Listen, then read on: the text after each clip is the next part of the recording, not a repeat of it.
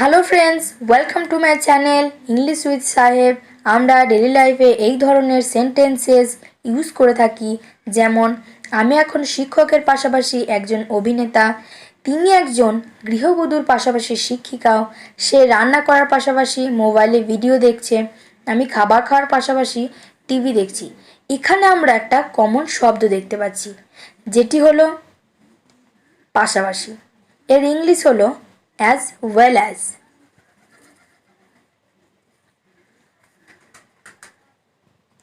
Sentence structure হলো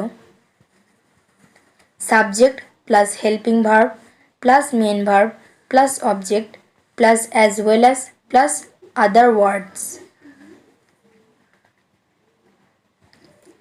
আমি এখন শিক্ষকের পাশাপাশি একজন অভিনেতা। I am a teacher as well as an actor. তুমি গান শোনার পাশাপাশি ঘর পরিষ্কার করছো। You are listening to song as well as cleaning the room. সে রান্না করার পাশাপাশি মোবাইলে ভিডিও দেখছে।